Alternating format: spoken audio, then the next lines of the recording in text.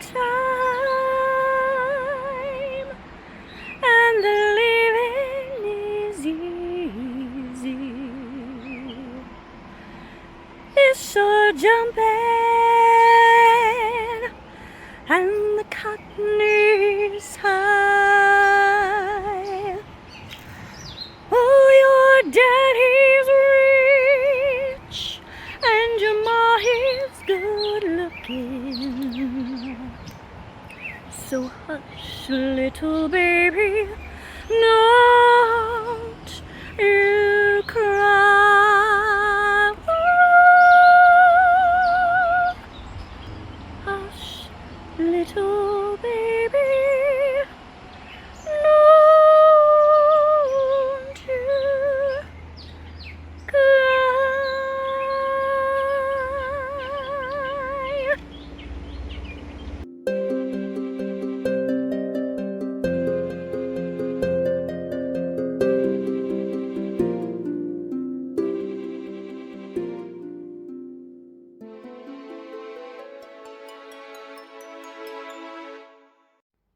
Well, it is Saturday morning and summertime is in full swing here. This is our first full week of summer break. I'm ready to get it started. So today I have a graduation to attend and a worship night at our church. And I don't know how much reading I'll get done. Probably a little bit in the car on the way to and from said events since I'm not driving. I am continuing on with part 2 of How to Read a Book. I am continuing with 1776 by David McCullough. I am about halfway through The Belle of Chatham by Laura France. And I will be probably picking up Hang a Thousand Trees with Ribbons and Phyllis Wheatley's poetry this week. I doubt I'll get to anything else, but maybe I will, since I'm actually off work. And I might have some time. We have some other fun events going on this week.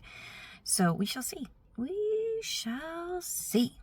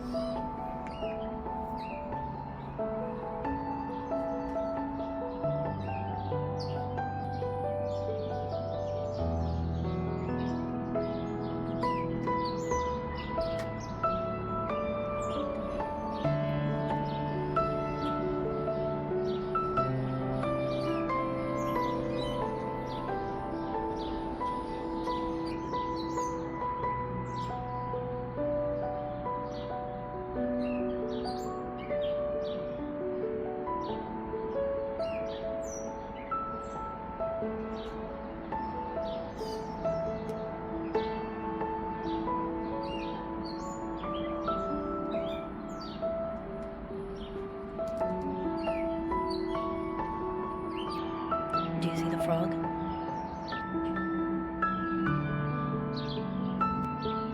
He just hopped a second ago. I kinda want him to hop again.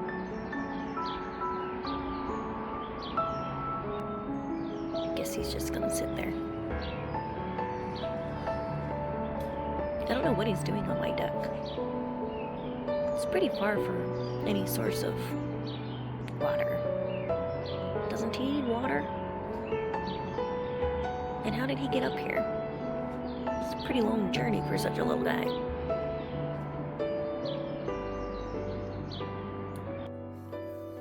It is Monday evening, and I have finished a book. I finished up my Kindle, The Belle of Chatham by Laura France. And this probably isn't a favorite of the Laura France books that I've read, but it was pretty good. And I love that it was specifically written to celebrate the 250th anniversary of the United States of America. So if it's perfectly for reading this year, and if it's perfectly for Red, White, and June. So I am very pleased with that choice. Forgive me if I'm repeating myself, but it is about a girl and her sister, Mabel and Coralie, and they live in New Jersey. Their brother is a soldier in the Continental Army, like, I don't remember what his rank is, but he brings a general and like a captain or whatever to billet at their house. They have a nice house in Chatham, New Jersey. And so she meets this general, and it's a romance. So in part, it's not primarily romance, but so they fall in love. They end up, long story short, in New York at a fort in New York near the center of where the action is in 1777 in the fight against the British. It looks like the Americans are about to lose, but then they actually, and like the tide turns at this point of the war. It's kind of interesting how she does the romance. In the first half of the story, I felt like it was a little bit insta-lovey and it was moving really fast. But I think it's because she wanted them actually to be married for a good part of the story, because she wanted to create some dynamic with that in the course of her plot, with them being married, which I thought was fun. Not fun, but it doesn't very often happen in a historical fiction. If there's a romance, usually, if they tie the knot, it's at the end. But I liked the dynamic of having a married couple experiencing the struggles of war together, or not together, as the case may be, for parts of the story, and the dynamic that it adds to their relationship and the conflicts that it creates.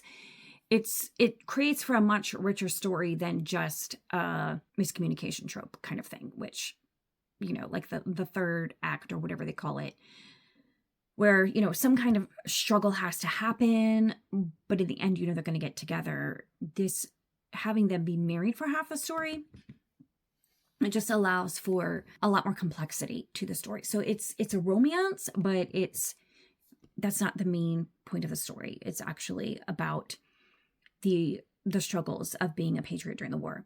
And also it's about family relationships and examining the friction when some family members are patriots and some are loyalists, and the dynamics that creates and the conflicts that can result from that, which I found interesting. So there was a lot that I like about it that I really liked. There were a couple of things that I didn't love as much. One is the dialogue. I don't know how to explain it. It didn't always track in my mind. Person A would say this, and then whatever person B said in response to person A, I was like, I'm not following the flow of this conversation here. So the dialogue was a little bit, I didn't follow as well. The other thing is, and I've noticed this before in Laura France's books, but not every book. So I don't know if she doesn't do it in every book, or if it's only sometimes I notice it more because it takes me out of the story a little bit. And that is, she uses this narrative device where, like, okay, you have scene 1, and then there's a span of time, and then you have scene 2. Okay. And something happens in that intervening time that's important. But instead of narrating you through that scene live, so to speak, she just refers back to it in scene 2. So scene 1 happens, and then things happen, but you're not reading about them as they happen. You like skip right over that. Then you go to scene 2, and in scene 2, they refer back to those things that happened that weren't actually in the narrative. That happened quite a few times. I remember it happening a decent amount in another Laura France book that I read. And it just took me out of the story. This time it was better, I think, than the other book that I had read. Like the things that happened weren't usually as crucial necessarily. They affected the story, which is why they were mentioned, but they weren't like major things. And it didn't create any confusion, which, as I remember the other book that I read where that happened, it was creating some confusion for me. Like I felt like I had missed something, but I hadn't. So anyway, that's just a narrative device that Laura France uses, at least sometimes, that I personally don't love, but all in all, it was a good story. I enjoyed the characters. It was fun to read that book set in that time and in that place for Red, White, and June. And it hit like all the prompts pretty much. So that was good, except for nonfiction, obviously. So that was fun. Today was my first full day of summer, really. Because up until yesterday, just was either still had school responsibilities or school events or, just had normal stuff going on. But today was my first free Monday of the summer, and I spent it cleaning. Like, really cleaning.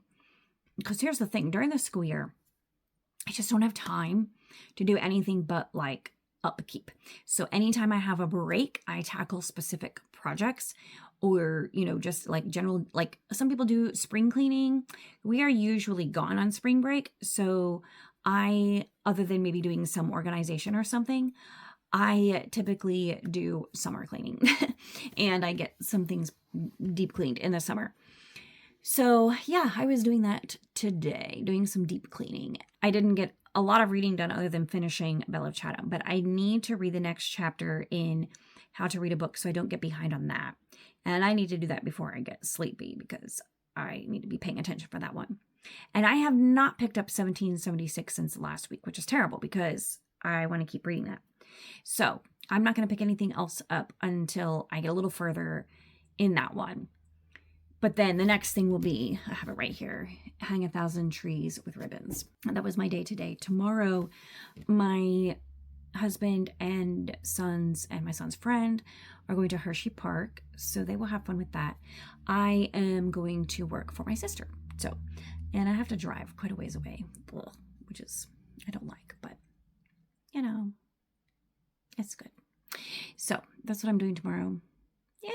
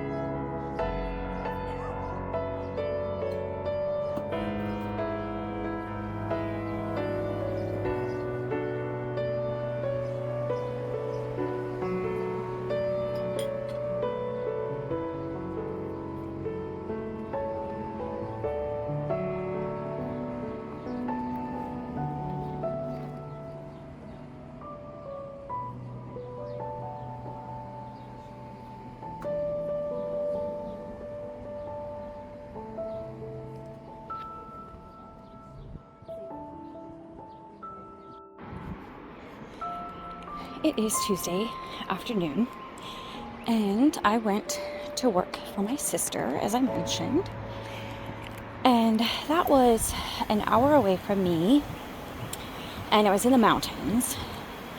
So we live near the Blue Ridge Mountains, well, part of them, and I don't really like driving in the mountains.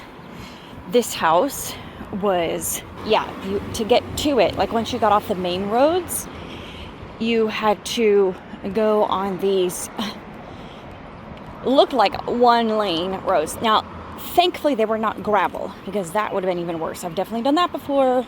Don't like doing it. But to me, it looked like they were one lane and that more than one car couldn't go by. But my sister swears that there are room for 2 cars, you know, like one going in each direction. Thankfully, I didn't have, sorry, I'll let all the cars go by. Thankfully, I did not have any cars coming the opposite direction. So I didn't have to worry about falling off the side of the road down the mountain, because it was a bit of a drop off on the one side. Not like super steep, but enough that I didn't want to do it. So anyway, that was exciting, or not. The actual house where we were working and processing items for the auction was, I mean, there was a lot of fascinating stuff that these people had collected. But obviously, okay, so the rooms we were in were above the garage. And looked like probably nobody had been up there in years, I guess. So it hadn't been taken care of. And there was like mice droppings everywhere, which was gross. And my sister said it was better than it had been, because she had vacuumed up a lot of it and cleaned some when they were going through the items and lotting them up for processing. And I am just convinced that I'm gonna get the hantavirus, however you say it, from all the mice droppings that I was encountering.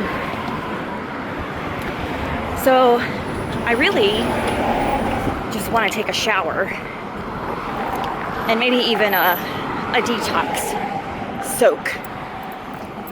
But first, I'm gonna get some exercise and take a walk, which I'm doing right now.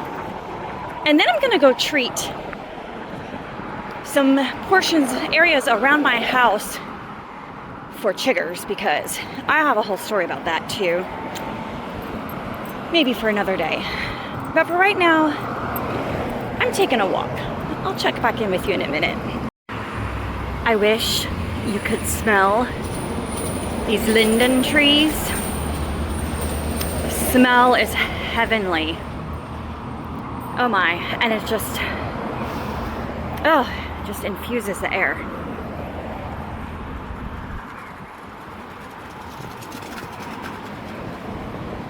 I think I want one for my backyard. I am home from my walk, and so I want to finish what I was talking about there, because there was just too much traffic and I couldn't, and then I had like people coming and I didn't want them to weirdly be in my video. When I went to work today for my sister, I at first wasn't going to bring any books, but then I thought I should just bring one just in case. And I'm glad I did, because at my lunch break, I was able to read, as you may have seen in a video clip. And then also on my way home, I broke up the trip by stopping at a coffee shop and having a pastry and some coffee. And I also read for a while there. And I was reading in How to Read a Book.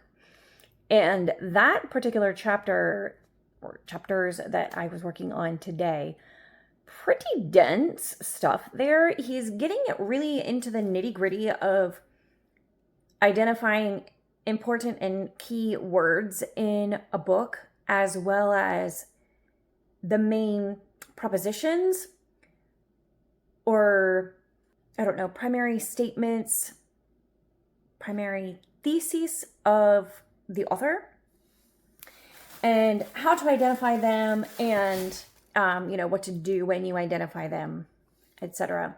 And it sounds like a fairly simple concept, but he's really getting into the nitty-gritty of it, the nitty-gritty of language and meaning, and the difference between word and terms and all this stuff.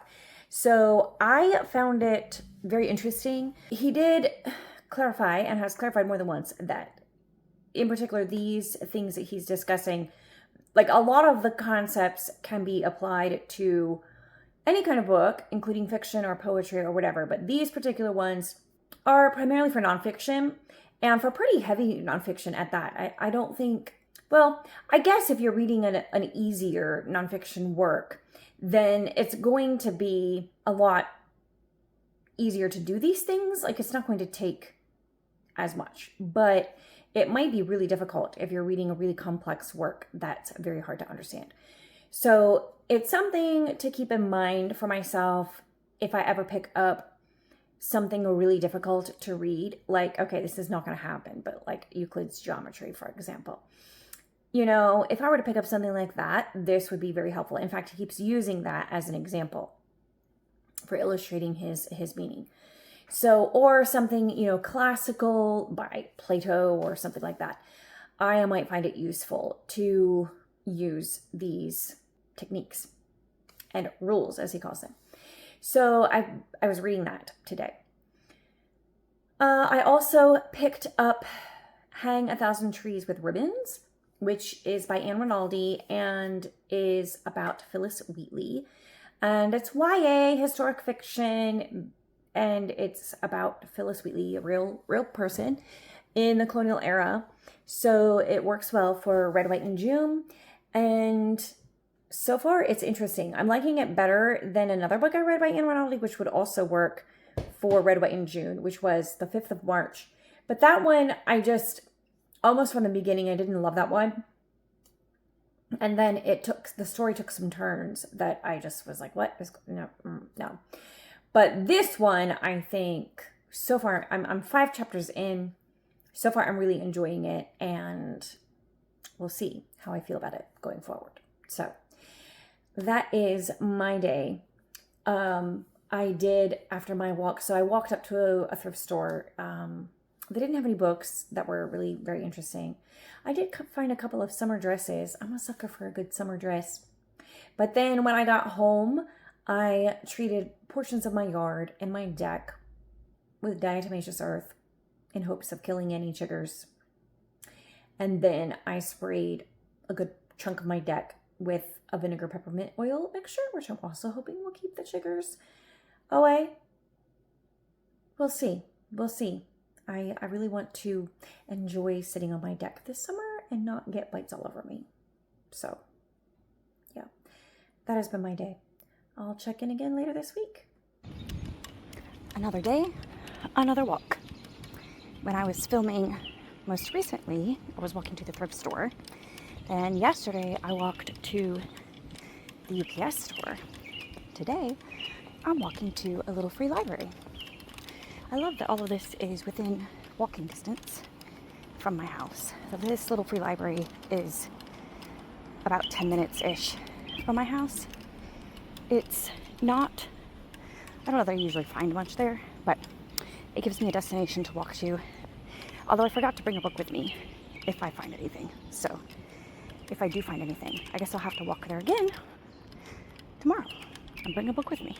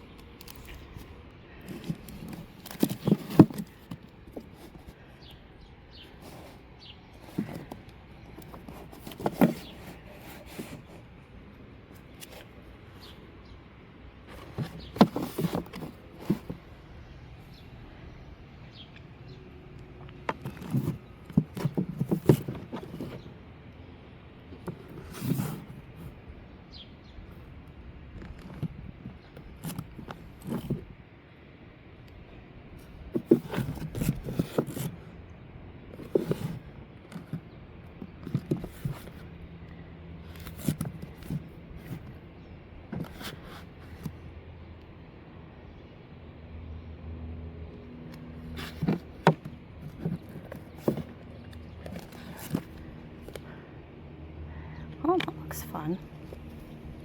But I don't want to carry it all the way back home.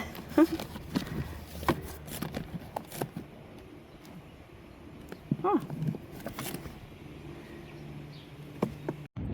So I went with my son to pick up a shoe rack for his bedroom off of Facebook Marketplace, and I spied a little free library nearby.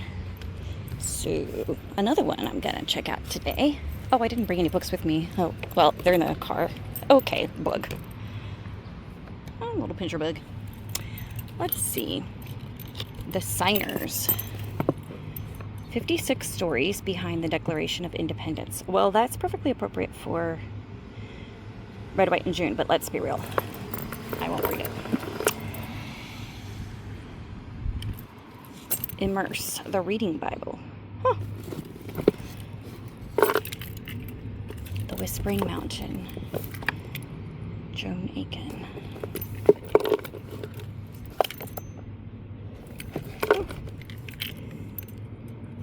A Gold Miner's Daughter. Huh.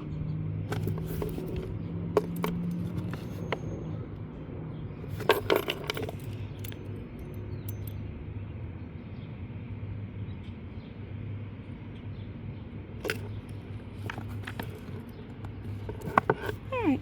Oh, there's some fun stuff in there, but nothing that I want. So I'm laughing at myself because I'm out running a few errands and I'm going to meet my sister for coffee. And for some reason, I thought it necessary to bring with me all 4 of the books I have in progress at the moment.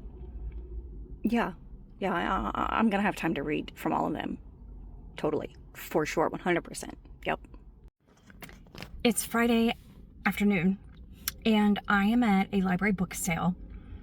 I only have a little bit of time to be here before I have to get going, but it's crazy. This is the first time I've ever been to a library book sale, like when it opens on Friday afternoon. Like it just opened 5 minutes ago.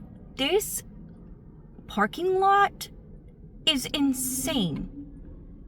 I am so thankful I actually found a parking spot because I was worried there for a second that I came all this way. It's 30 minutes away from my house. I was worried for a second that I came all this way just not to be able to find a parking spot.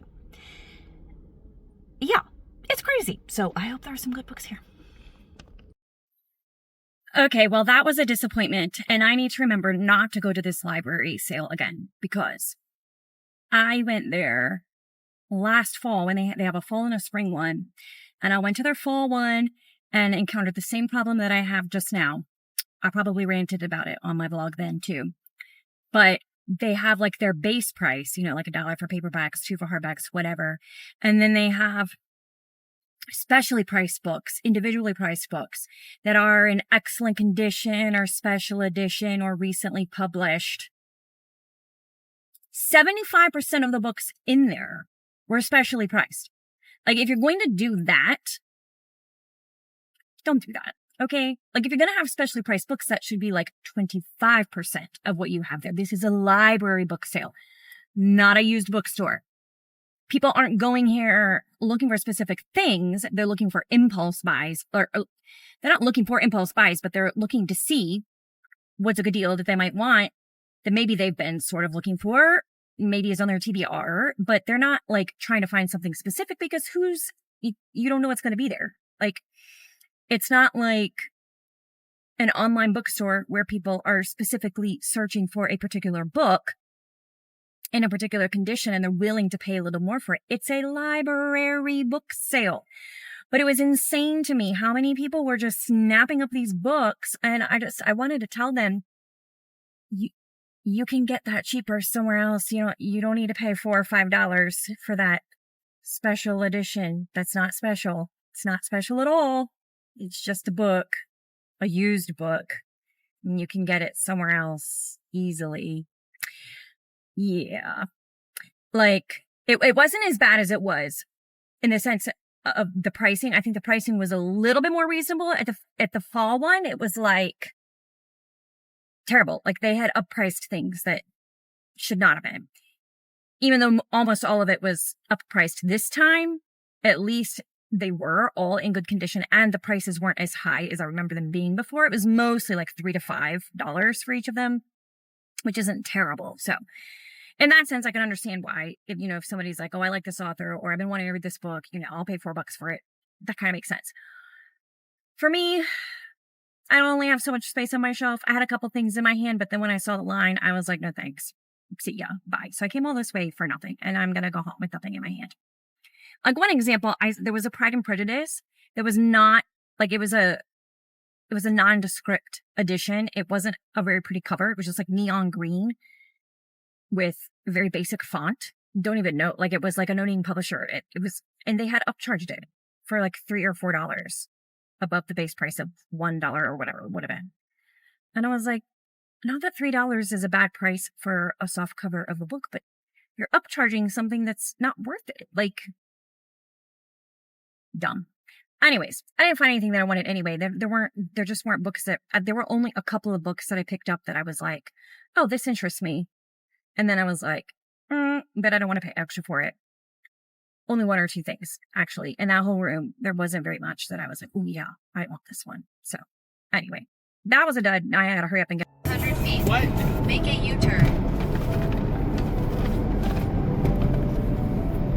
Make a U-turn.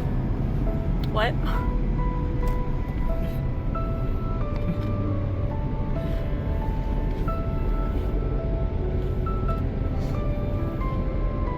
Why does it want you to make U-turn? I don't know.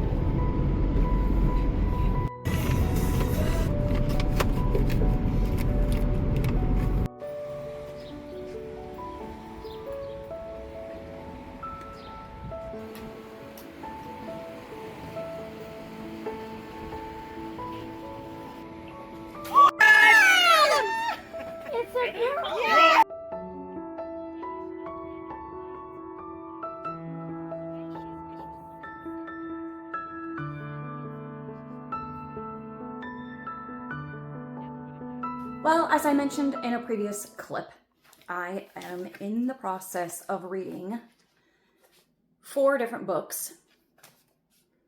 Here is my progress in each of them. Oh, you can't really see the book. There's the bookmark for that one. I'm the furthest through this one and not super far in this one, about halfway through that one, and about a third of the way through the one on top. Almost halfway. Of these 4, only one is fiction, which is crazy. This is not my normal style at all, but just the way things worked out, this is what I had to be reading this week. And actually, I've really been enjoying it. It's good that I have been out of school in summer, because I have had more daytime awake time to devote to reading these works of nonfiction, which require, at least 2 of them require a little bit more of my mental capacities than a fiction would. So yeah, let's talk about them really quick to wrap this up. First of all, Hang 1,000 Trees with Ribbons by Anne Rinaldi about Phyllis Wheatley. I am overall enjoying it, but I feel like maybe Anne Rinaldi isn't someone that I need to read a lot of, because I think, I don't know, there are just some things about the way that she writes and the choices that she makes as an author in writing about history that I don't love. And so I'm not gonna waste my time on books that I don't love. So it's not that I hate it, but she says in her author's note at the back, because yes, I read the author's note at the back before I finished the book. She says in the author's note at the back that she chose to portray her idea of Phyllis Wheatley. I think that she more or less sticks to the basic facts that we know of Phyllis Wheatley's life, but not entirely 100%. And she makes some pretty big creative choices in the course of the story that are fundamental to her character of Phyllis Wheatley that maybe not necessary. Now, it's more forgivable in a fictional biographical work like this is. Like, she's not setting out to write actually a biography of Phyllis Wheatley. She's just wanting young readers to be aware of this real person who contributed so much to American literature, which is a great goal. One thing that I don't really like about her writing in the couple of books that I've read by her is that I feel like she makes assumptions about young people, which is her target audience. In her author's note, again, in the back, she says that she didn't include very much of Phyllis's actual poetry in the course of the book because she thought essentially that her readers would find it boring and tedious. And overall, her opinion of Phyllis's poetry is obviously not very high from the way she talked about it in the author's note. So I was a little bit confused about why she even felt like it was important to write about Phyllis Wheatley, and if she didn't think that her accomplishments in her literary accomplishments were all that great, what does she have to tell about her? She has to make it all up from her own mind, and it's also done with very much a 20th century lens and perspective that's, I don't know, a little bit convoluted thoughts. More later when I'm actually finished reading it, because I do intend to finish it, even if I'm not like 100% loving it as a book. It is worth reading, if nothing else, because there's not a lot out there about Phyllis Wheatley. And then I'm reading How to Read a Book, and I won't go too much in detail on this one because then we really get into the weeds. Overall, enjoying it. I sort of feel like the book should be called How to Study a Book, but I understand why the authors wouldn't do that, because then probably only students would pick it up. And it really is just for a reader. It's not necessarily for students, but their presentation of analytical reading, in my mind, is very similar to how I often approach Bible study. And I've never thought to apply those principles, at least to that extent, to actual books, like, particularly nonfiction. In the second part, which I've been reading this week, they're very much focused on nonfiction and more dense types of nonfiction. So I get it. They say on occasion that not every reader, even good readers, will want to take this effort to do this kind of reading all the time. And they further say that you shouldn't, because not every book is worth the time. Only some books are worth the time. So they're not trying to say that every book has to be read this way. They're basically saying if you are tackling a book that is above your current level of understanding, you can learn to understand it, and this is how. So it applies to a particular subset of books and not necessarily to just any old book that you will pick up. I am looking forward to reading the chapters that go into more detail about how to apply this process more generally to books of fiction, novels, classics, etc., because that would be much more applicable for me. I don't pick up dense works of nonfiction very often. So I am looking forward to finding the application of that for other uses.